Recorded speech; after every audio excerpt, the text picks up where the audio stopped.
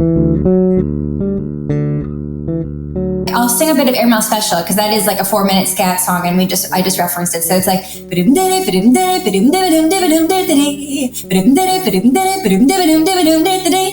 that's kind of like the first little bit of it, but that's what scatting is basically. Today's episode is also brought to you by MindBloom. It's time to enter the next chapter of mental health with MindBloom, the leader in at-home ketamine therapy. Get $100 off your first 6-session program when you sign up at mindbloom.com/path and use promo code PATH at checkout. Hey everybody, it's Scott Saville and welcome to another The Path here. And with us from Miami, that's where she is currently, Nikki Yanofsky. How are you, Nikki? I'm great. How about you? I'm doing well. To say that you are the pride of Quebec is not people in Montreal or Quebec take a lot of pride. Quebec. They do. They're awesome like that. They really take ownership of their own. It's awesome. Where does that come from? I mean, people are from like Iowa and you don't hear them like, I'm from Iowa, but when you meet a person. Yeah, it's true. It's a good question. I guess it may have to do with the fact that Montreal has such a rich culture unto itself. Like it really has its own identity that when anyone comes from there, they want to like claim them. I think it also started with Celine Dion specifically. Like everybody was so proud that she came from Quebec that it just sort of the same kind of thing is now applied to anybody who has some sort of success that comes out of there. Someone like Celine, when you were a kid, and it was probably you were very little when Celine really hit her stride with the whole, success that she had. I mean, when she was really in her pinnacle, you were a very little girl. Yeah. What's your memories of in Montreal of Celine's fame? I just know that everyone there is so proud to be from the same place as her. And I've actually had a few experiences where I got to meet her. And like at one point I played the bell center the same night as her. And she's just so sweet, honestly, the nicest, most graceful, humble woman. And she's so talented. As a kid, I remember her from like Beauty and the Beast, Right. Well, yeah. We'll get to the whole Disney stuff in a second because you had your turn at Disney too. So, you kind of lived out a lot of those kind of dreams that every boy or girl, I was just talking about it yesterday saying, when I was a kid, I always wanted to go to Disneyland. It just never was. I grew up in the Northeast and it just wasn't like something you just would go down and do. Today you can, and it's kind of geared that way. But for you, you had a very different way of engaging that Disney lifestyle. Tell me a little bit about growing up in Montreal for you.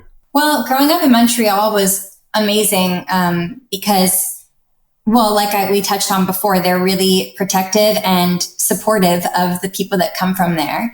And also the city itself is so bustling with amazing music and culture. And growing up there, I was always going to the Montreal Jazz Festival as a kid. And every summer it would be like a tradition. I would go with my family and we would see a show, walk around, and there was always something to do. And that ended up being the first ever professional show I got to do. My whole career kind of started out doing the Montreal Jazz Festival, which was like a real full circle moment, even though I was only 12 years old. But it was a lot of fun. And yeah, from there, it kind of opened up the world of jazz for me because before then I wasn't even singing jazz. I was singing like soul, a lot of Aretha Franklin, Stevie Wonder. And I was performing around Montreal as a kid, like at different charity shows. And then the founder of the Jazz Festival. How old were you when you first started singing? Oh, I started singing, I always say as soon as I could talk, but my first shows were around that time. I was around 10 years old, 10 or 11, and my parents could not hold me back. Like I was like please, every day, please let me perform. Let me do something. And then finally they said, okay, you can start doing some shows for charity and, to help different causes around around town, So Right. I used my voice in that way to start. And then, it really happened very organically, this whole thing, because from there, the founder of the Montreal Jazz Festival was in the audience at one of these charity shows. That's where I kind of was heard. And he then invited me to perform that summer. And then that's when I discovered jazz, because I said to my mom, well, if I'm performing at a jazz fest, I should probably learn what jazz is. And I typed jazz in on iTunes, and then Ella Fitzgerald's name popped up, and the rest is history. I became completely obsessed. Well, let's talk about Ella for a second. Those who are not familiar with Ella Fitzgerald, I mean, you're talking about the ultimate scat singer, right? Yeah, definitely. I mean, she was the pinnacle for so many types of artists because of the range of her runs. I mean, it's just an astounding technical artist in Ella. But as a young person, that's a hard one to try to emulate, although it is, you're setting your goals high. Were your parents enthusiastic jazz enthusiasts? No, it's so funny at all. I grew up listening to classic rock and Motown. Okay. And it was only when I was asked to do the Jazz Fest that I discovered it kind of par hasard, just by myself. And it was a 4-minute scat song. It was called Airmail Special that Ella did. And I heard that song and I was like, what is this? I've never heard anything like this before. And there was a carefree element to it that I think I must have, in retrospect, connected to as a kid, because there's this almost childlike quality to the way that Ella sings with so much joy and freedom. And I was like, I need to try this. So I learned that song, that scat song. Well, do me a favor, and I don't do this frequently, but it's such a unique thing. And I'm not going to do this on all your songs. I'm just going to ask you just to give listeners an idea of because scat singing is not common. It is kind of the pre-rap, because real scat singing is actually going to the tune, freestyling, correct? It is freestyling. It's like, the way I would describe scatting, it's like how an instrumentalist takes the solo. It's the vocal solo. So you just go off, and you can. Ella listened to a lot of. She performed a lot with Louis Armstrong, and you could hear the influence even in the way that she scats. A lot of the phrasing, a lot of things like that. But I take a lot of influence, like when I'm scatting or just singing jazz in general, because there is like this freedom to, even when you're not scatting, just in phrasing with how you approach even just the lyrical part of things. I take so much inspiration from people like Miles Davis and Louis Armstrong, Coltrane, Dexter Gordon, so many greats like that. But yeah, scatting. So it's like, it sounds like gibberish, but it's a lot of fun. It's a lot of fun when you get in the pocket of it and you go off. It's so much fun. I mean, I'm not suggesting you sing a song, but I'm just give me a verse in scat, how you just create something in scat, because that's such a unique style. I'll sing a bit of Airmail Special, because that is like a 4-minute scat song, and I just referenced it. So it's like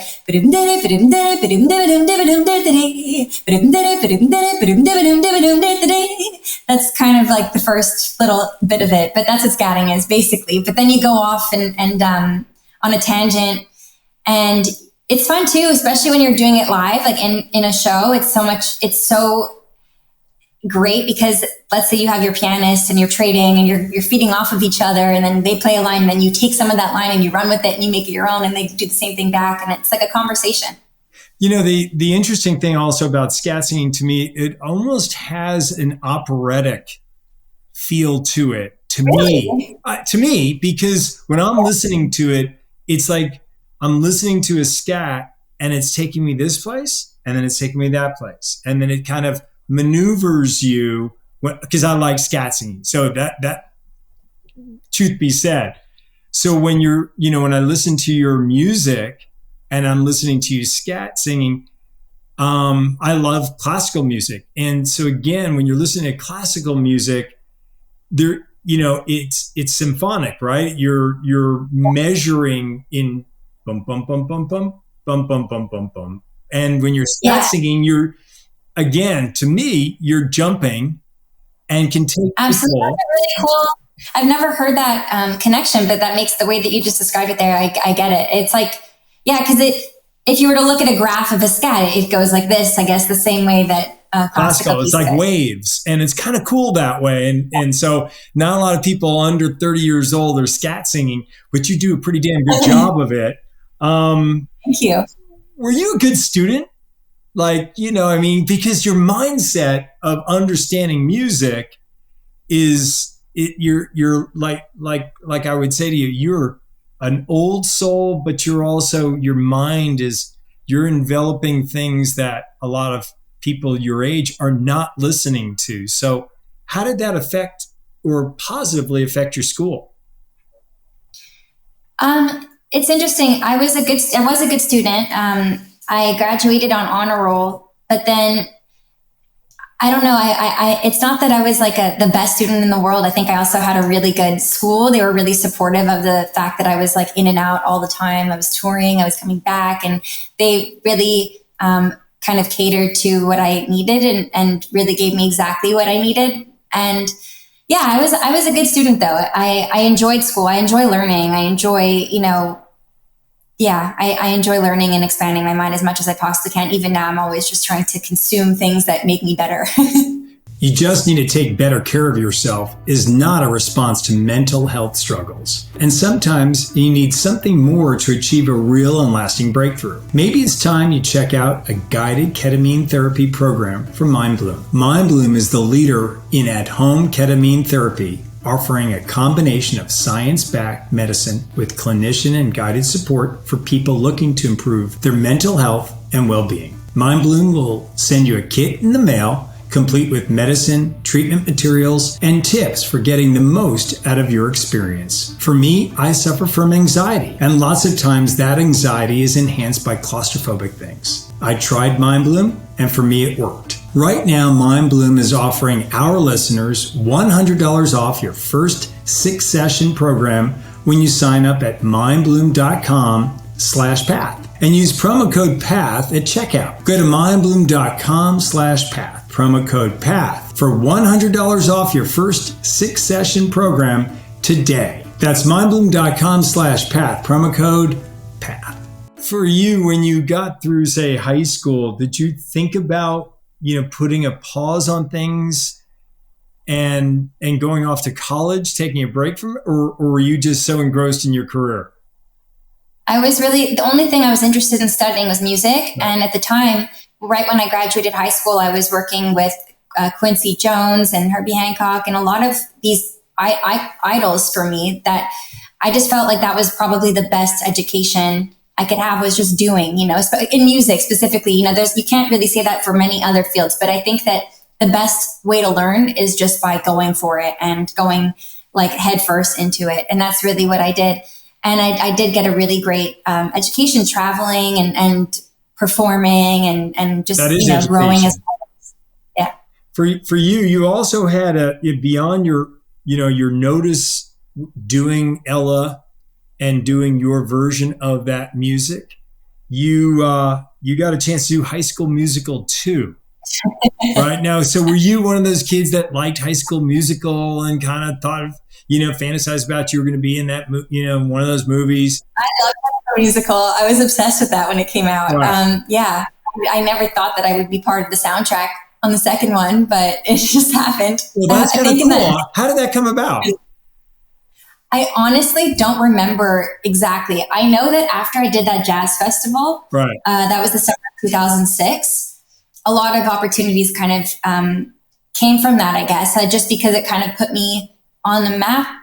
Even though it was a small, like Montreal's not the biggest city in the world, but for some reason, I guess just the strangeness of a kid singing that type of music is what kind of perked people's attention up, I guess. I honestly don't really know how it came about, but yeah, it was a fun that was like one of my first times in a recording studio. I remember that really clearly, that whole day. It was really fun. Now, did you get a chance to meet the cast at some No, point?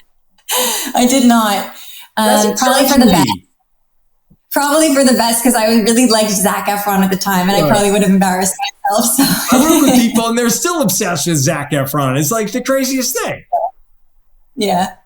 You know, I'm like, you know, the dude's been doing it a long time. He's really successful, you know, but that was a huge platform for you. You know, from that, you also had a chance to work with in a next phase, but as a young person with Herbie Hancock and will.i.am. Tell me about what you took out of that experience. That was really fun. I think I was 13. I was 13 years old, and Kareem Abdul-Jabbar was doing a project called Standing on the Shoulders of Giants. Right. And I think the whole concept was sort of telling the story, bringing together basketball and jazz in some way. And yeah, he was looking for a voice that emulated Ella. And at the time, that's all I could do. I was just completely madly in love with Ella's voice and always trying to sound somewhat like her when I was a kid. Yeah, so he got me on that track, and will.i.am did a little Louis Armstrong sort of tip of the hat. And he tried to recreate this like fun, younger version, I guess, of Ella and Louis dynamic. And Herbie Hancock doesn't, you know, fail either. He's pretty darn good. He's the best. Herbie's been so amazing and so supportive throughout my whole career. Really, he's been fantastic to me. I've gotten the opportunity to perform with him a few times. And on my album, Little Secret, I have a song called Something New, and I sample a bit of Watermelon Man as a thank you to him, to just basically, thank him for all the support over the years. And it's funny too, because when I played him that song, he didn't realize that I got the rights to do it, you know, like, because so he was like, this sounds like Watermelon Man. I was like, I know, Herbie, that's the point. This is like a thank you. He's like, you mean he was joking around at that point. He goes, oh, you mean I get paid from this? I'm like, yeah. He's like, this is the best song. Yeah, the best song I've ever heard. He's so funny. Yeah. Well, you know, but I mean, here's a guy like will.i.am. I didn't know he was an appreciative. I mean, he's such a talented genius in his space. Yeah. I didn't know his appreciation for jazz. And that's pretty cool. Kareem, you know, I don't know if you know his story, but I mean, he is a jazz freak is the best way to describe it. I mean, he had that fire, and he lost, you know, a tremendous collection of jazz originals. And I know he had just an absolute adoration, probably still does, of jazz and what it means to American culture. People don't appreciate how great an individual Kareem is off the court, as well as what he did on the court, but in music in particular, for someone like yourself. I mean, his appreciation for what you did, it's kind of cool. I mean, these are some amazing people touching your life when you were just a little, you know, you're just a teenager. Yeah. Kareem was such a nice, amazing person to work with and get to meet and hang out with. He is an incredible guy. I follow him even now. I think that he's a really special person for sure. So it was cool to be part of that project. Well, and then that elevates you also to doing the national for the Olympics. You did your national song, which gave you even a greater platform, correct? Yes. So I did the Olympic theme song, right. And then I did, like in Canada, and then I did the national anthem at the opening ceremonies, which was one of the greatest honors of my whole life, especially in my career. Just to represent my country like that, to be trusted to represent my country like that. I had just turned 16 like the day before. I was concerned that I would fall down the stairs on the stage, because there was like kind of a set of stairs to get to center stage, and I was wearing heels for the first time. So that was my big concern. That's kind of cool though. But I mean, that nervousness is a typical teenager. It's not like, you know, something that is unique to, I mean, everybody would feel nervous in that setting, in that stage. So that had to Yeah. be, I mean, your parents beyond, and your siblings beyond being proud of you, they probably were like, pulling for you just to get through it and do it. I mean, and you just killed it. You killed that whole experience. Thank you so You much. were amazing. Thank you. Yeah, it was. I remember the rehearsing leading up to that. I was nonstop around the clock, always running through that anthem to the point where my brothers were like, "Enough! I can't hear it again." And I was like, "I can't mess up. Okay, the world will be watching me. This is really important. I'm sorry, you're gonna have to put up with this." And they did. They put up with it. That's really funny. So, are you still pretty close with your brothers? Yeah, for sure. I come from a really close family, and my brothers, we're a close knit group for sure. Yeah, and your parents, are they with you a lot of time? Yeah, they stopped coming. Like I used to tour with my mom because I was a kid. Right. That stopped when I turned 18 because I was like, no, I want to try this on my own. I had one of those moments, But anytime I need them, they're always there for me. They've been great throughout my whole career, my whole life. So I'm really lucky that way. Your evolving aspects of your career, we talked about a little earlier about you and Disney. Tell me about, before you were given the chance, obviously, if you're doing the national song for the Olympics, Disney would notice you, right? And that part is easy to see. But for you, how much did Disney mean to you? I mean, were those songs that you would sing, not necessarily record, but songs that you love to sing?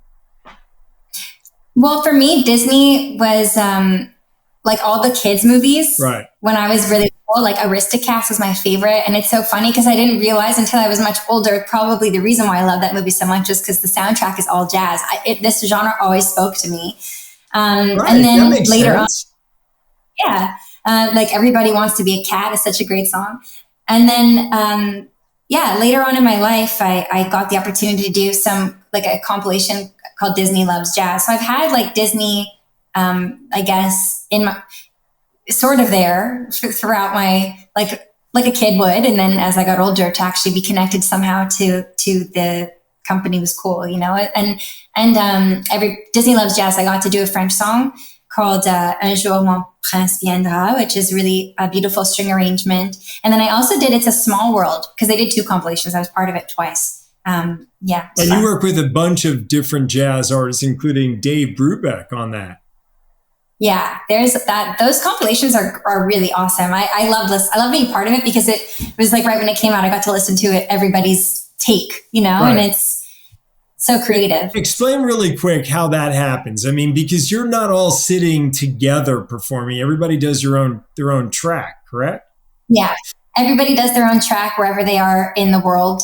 And then that gets put on. I guess I would assume, I'm not sure, but I would assume that it's all mixed by the same engineer, right? So that it gives that cohesive feeling throughout the record. And also the arrangements have to be pre-approved from like the general producer of the entire, like the executive producer from right. the whole. I mean, but it's such an organic way to pull it together, but it's such a cool thing when you're looking at all the names of the people that kind of collaborated with you. It's got to be amazing if you're going to a jazz festival today and you see Dave Brubeck. I mean, you have long history with him and you're not that old, and it's kind of cool that, you guys can chat about your work together. Yeah, I don't know. It's like it's been so long at this point that they probably wouldn't remember me or something. I doubt it. I seriously doubt that because I think all artists have the ability to appreciate other artists. I don't know if you find that. I mean, as you've grown up in the space, do you see that kind of an appreciation and an ability of graciousness amongst artists?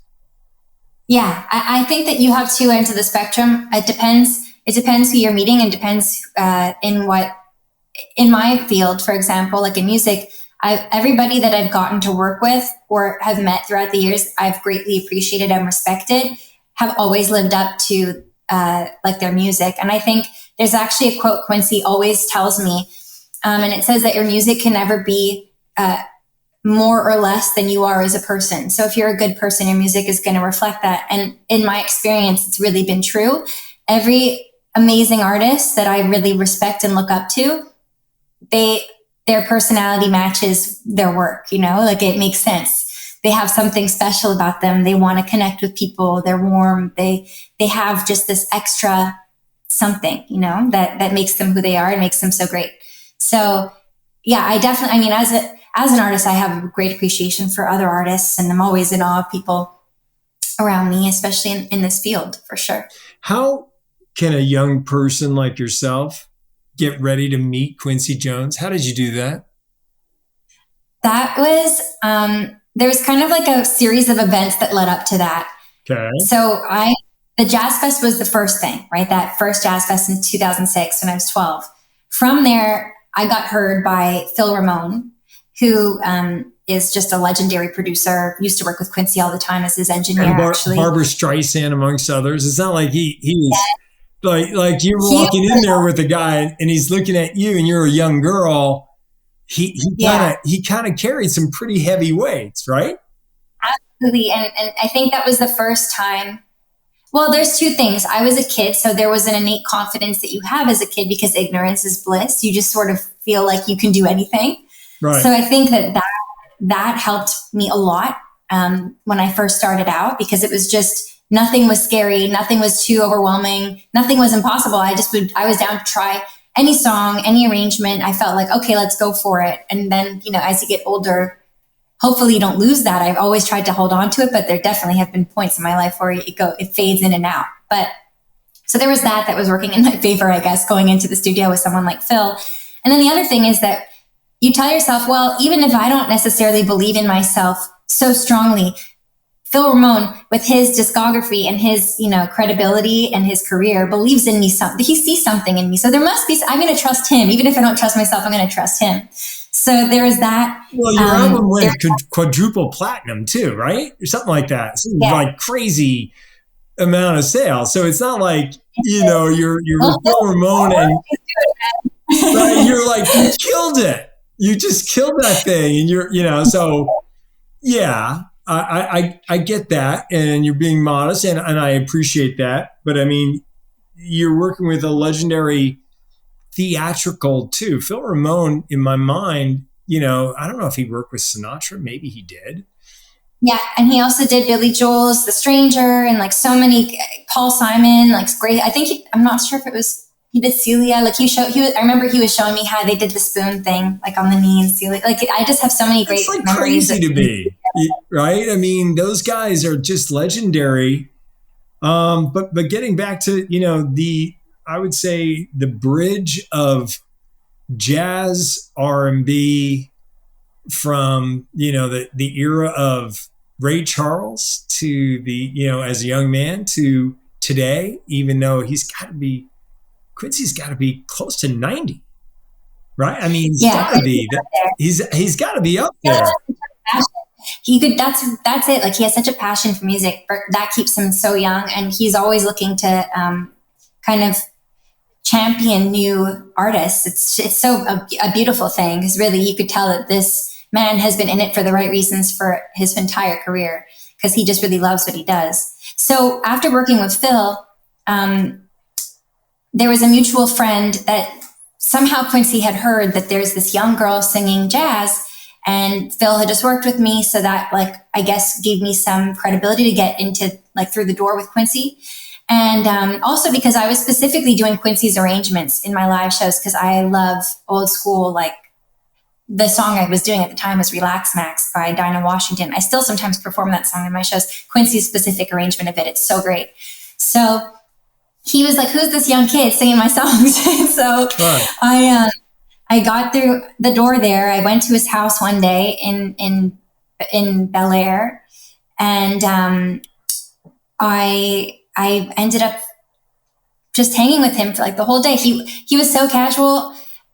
I was pretty nervous, but not that nervous because, again, I had youth on my side. So that ignorance thing, it was good. It was bliss. Well, he's also a cool guy. So when you're like, he probably disarmed you as pretty quick. I mean, you're not as talented as he is.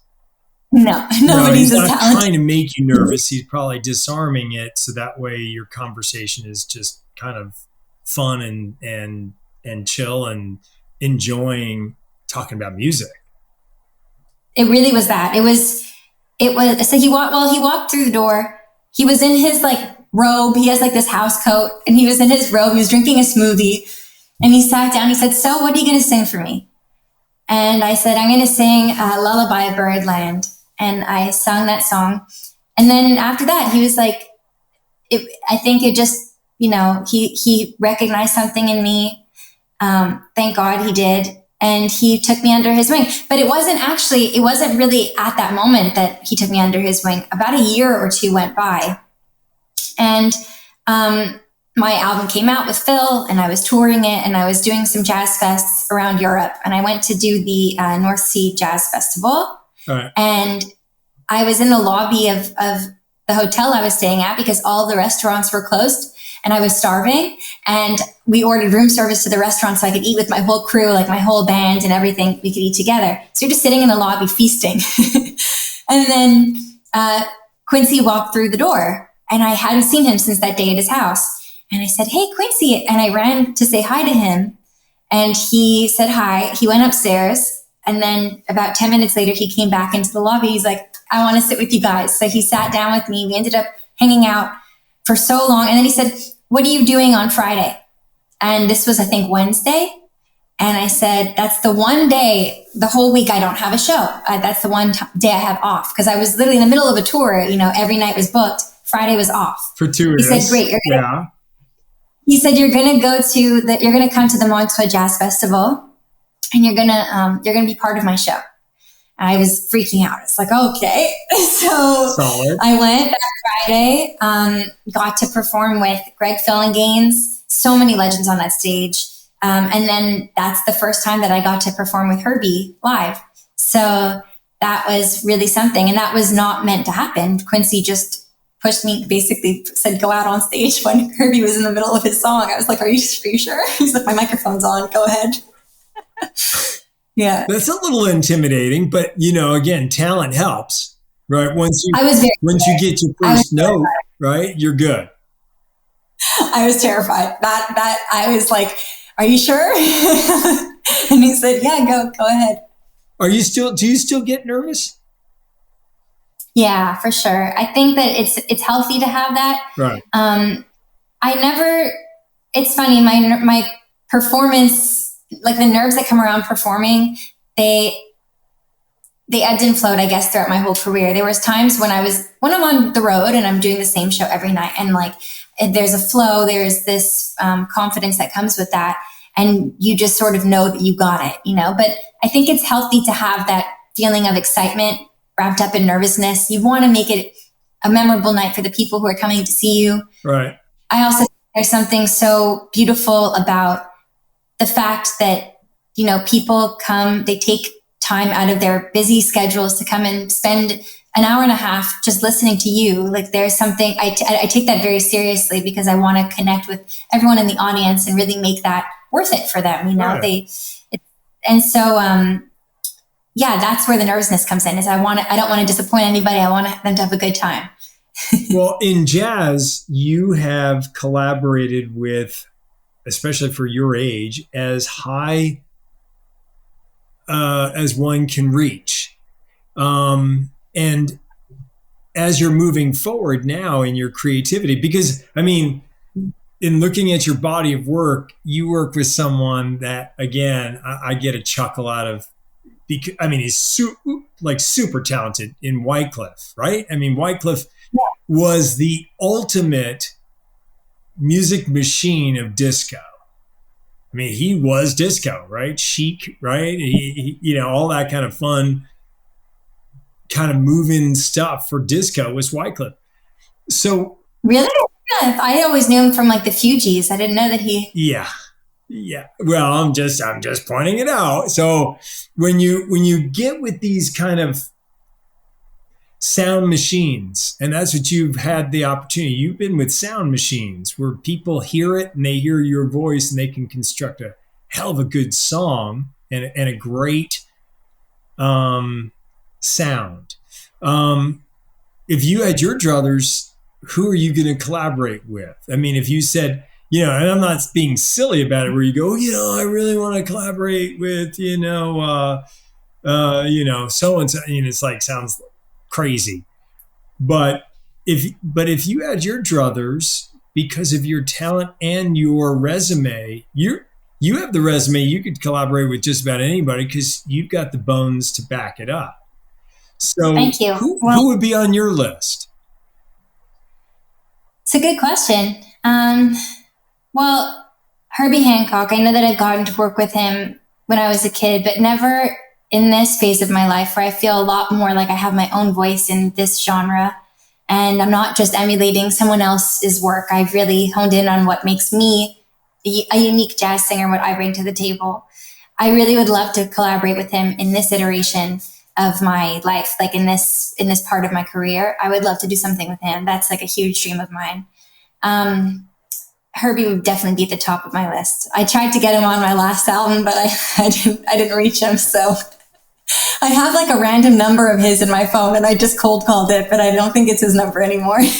Well, I was going to say, your management can obviously reach out to his and then just connect the two of you.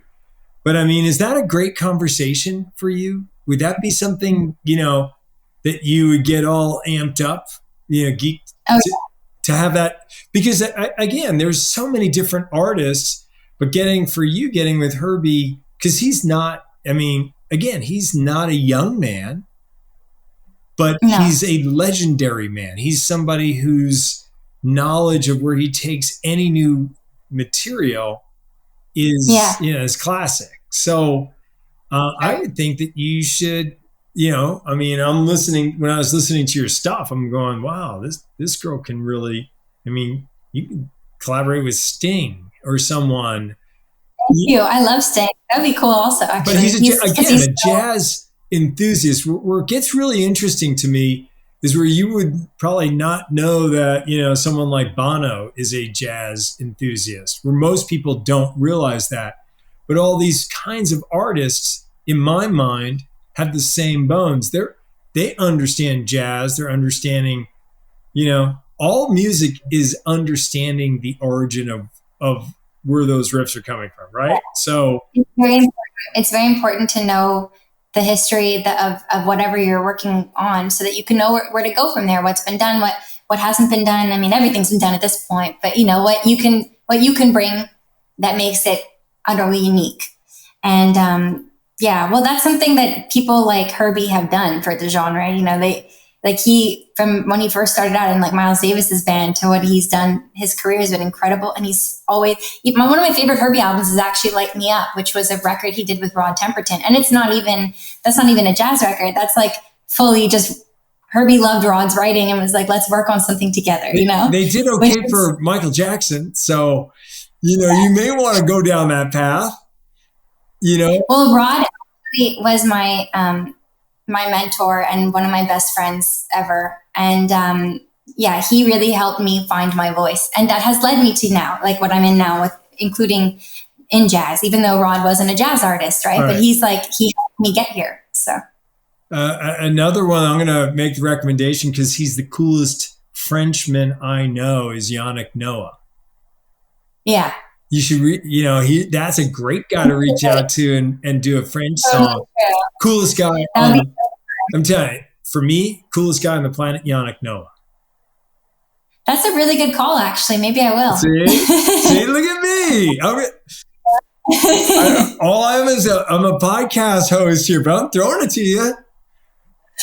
That's a great idea. Because again, the sound, his sound is very, very unique, very French, but very soulful. And your sound is sweet and also very soulful and pure. So I think that'd be a good combo. That's an honestly great call. There you go. I'll let you know how that You'll get the exec producer. Just something, all I do is you just give me tickets to the show. I'm good to go. That's all I ask for. The funny thing is, and if you need to, I'll introduce, if you don't know him, I'll introduce you to Yannick. He is as cool a cat as you will find anywhere. I mean, when you hang out with him, he exemplified, I was with him in Paris in 2018. And he had the scarf on. He was on his little motorcycle. He had the whole deal. He smokes his cigarettes like that. He's like a beatnik. He's a real beatnik. But he's like, this world-class tennis player. He's got these amazing family stories. He's just this big-hearted guy. Everyone loves him. But he's the coolest cat on the planet. And here's a guy, you gotta go there. Yeah, that would be awesome. Well, I'm hopefully going to be in France in the summer because my album came out. I have a couple of French songs on there, and it's been picked up by quite a few different stations down there. And apparently they've been really liking the record. So that'd be really fun. Maybe we can hook something up for then. It'd be nice. Well, hey, that's why you got my address. You got my number. It's. I'm maybe asking you. I have no issues with it. The aspect for you in French, do you think of lyrics sometimes that would be better in French that would be than English? Or how does that work in your mind for jazz? Well, in jazz, I'm usually just singing standards. So I pick French songs that speak to me. But when I'm writing my own music, if I'm going to write something in French, I have to have that mindset going into it. I don't do it that often. I only really have one song in French. It's called Bienvenue dans ma vie. And I went into it thinking I'm going to do something that has French in it for all my, supporters that speak the language. And I speak French too. So I think I love singing in other languages. On my album, I also have an Italian song. I've never been to Italy. I've been to Italy once. Don't speak any Italian. I was just like, I want to try this. It's just I think it sounds so poetic and beautiful. And that's also kind of a statement on what music really does for me, especially in jazz. You don't have to understand it. You just have to connect to it. So whether it's a language you don't understand or an instrumentalist where there's no lyrics at all, there's just something that speaks to you. And that's what you can cling on to make your own. Your current work that you have right now, and for the unforeseeable future, tell me a little bit about what you're working on and where that comes from. Well, my album, it's called Nikki by Starlight, and it was just released at the end of October. And this is really a homecoming for me, this album, because I started out singing jazz. That's how I got known. Then I kind of found myself, was doing a lot of just discovery and trying out different things as one does as they grow up, from teenager to how I'm 28 now. So there's that whole You're so old. Yeah. I'm pushing 30. Yeah, exactly.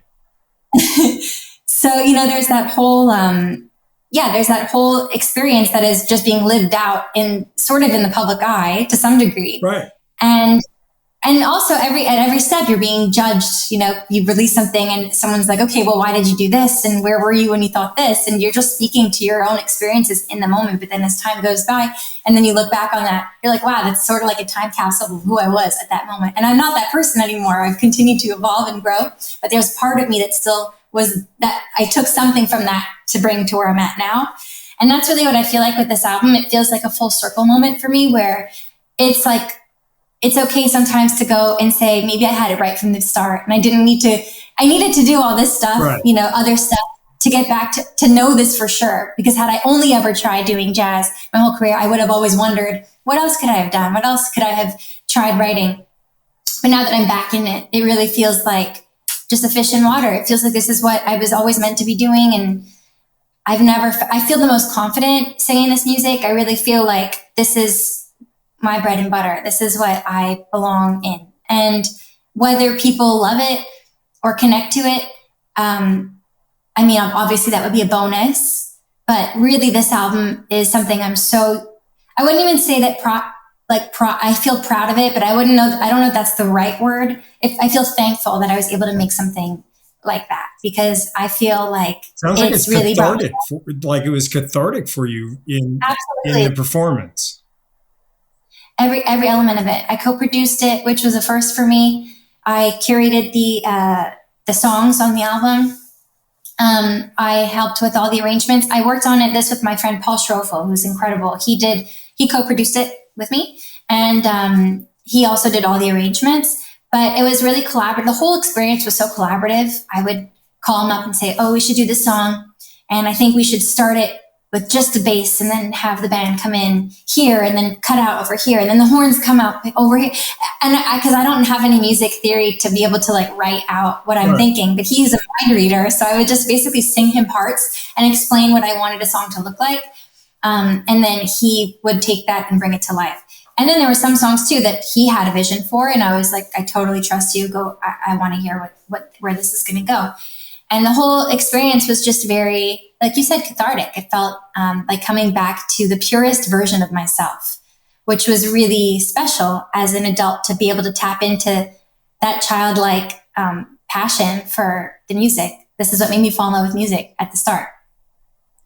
Your ability when you're performing, does it get old for you ever? No, I don't say now, no. But when I was younger, there was definitely times where, it felt like I was missing out on things, school, being with friends, being on the road, and having the mindset, okay, well, this is more important for me in the long term, and the experiences that I'm getting from this, it's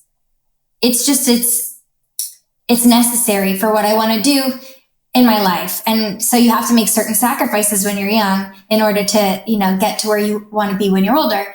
But it doesn't make it any easier really, because there were definitely points where there were some shows that were so like getting to perform with my heroes and stuff like that, like singing with Stevie Wonder, like, okay, I'll miss anything, any day of the week, put me on stage with Stevie, But there are other times where maybe there was some shows that I felt less enchanted with, I guess, because I felt like it was taking me away from something I'd rather be doing.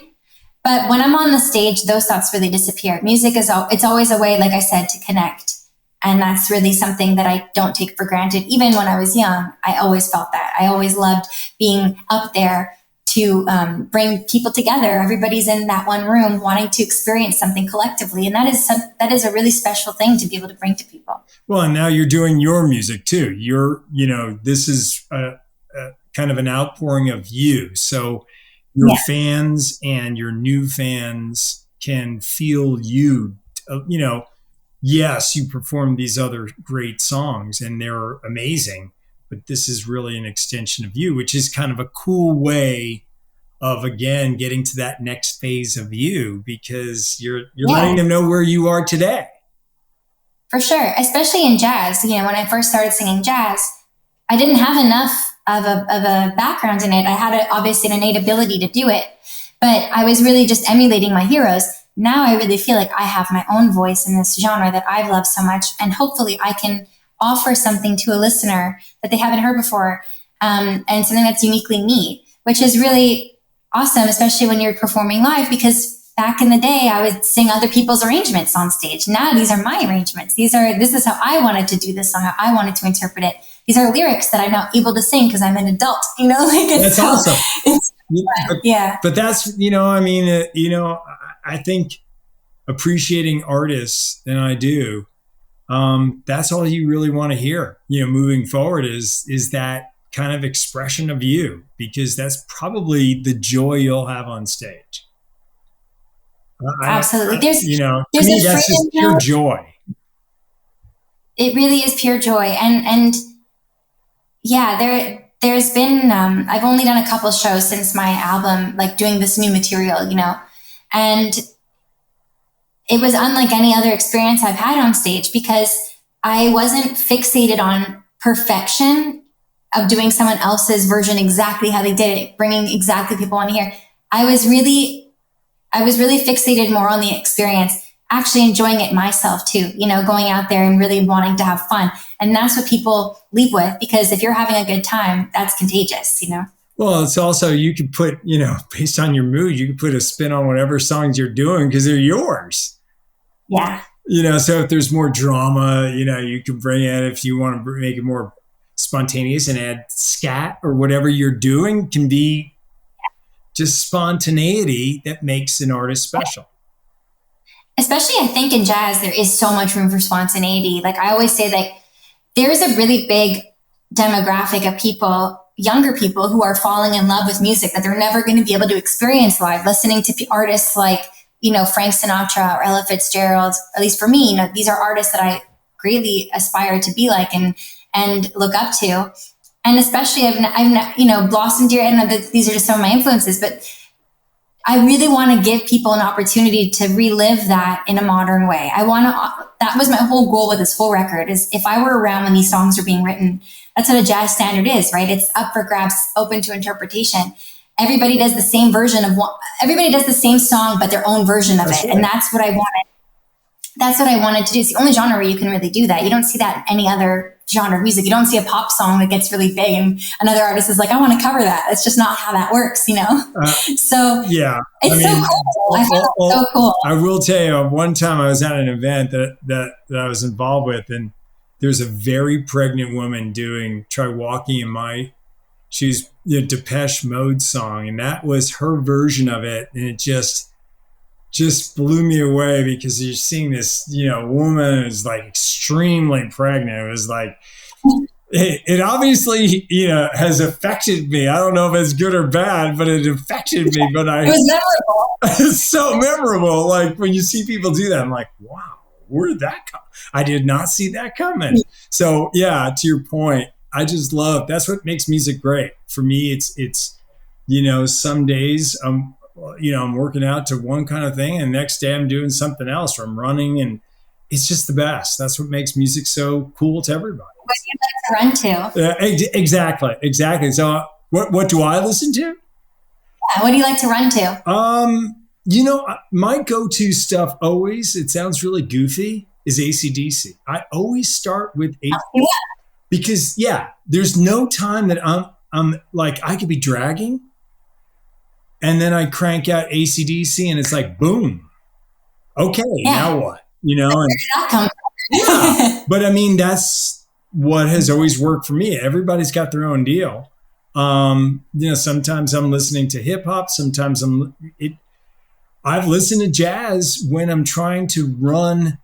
There's a friend of mine who's been a friend of mine since I was a kid, played basketball, and he taught me a style of running in training is to run quietly. Just don't make any noise when your body is running, and you're focusing on your breathing. And it really does help, like in music, because you're really breathing. And when I'm listening to that, I'll listen to jazz or I'll listen to classical music, even though I'm running, because it gets me organized. Jazz organizes me, even though it can be chaotic. It's organized chaos. Yeah. Classical because there's changes. You know that it's going to go back, to the 2/5 and then the 1, and then it's, it figures out a way to keep you. I mean, look, when you're listening to Chopin, there is something to consistency, but there's some realm of chaos too. And so that, to me, when I do different things, different movements, I vibe out. And so that's why, for me, talking to a jazz person is like, I love it. That's where I vibe, because it's great. I love, one fast story for you. I was at my friend Brantford Marcellus's house. This is years and years ago, and that dude can flat out cook. Whatever anybody says, he can cook. And he's doing his jambalaya, and has some Cuban jazz music on. And I'm like, what is this? He goes, you're so uneducated. And I'm like laughing, and I'm like, yes, I am. And, he's so educated, so it's like, but he's cooking, and he's like listening to this music, and he's making this jambalaya. And I was like thinking, wow, how, again, that's a vision for me. It's a lucky vision that I can be in a room with someone that talented, listening to somebody else who's collecting his thought for creative purposes. It's pretty cool. I don't know. It's so cool.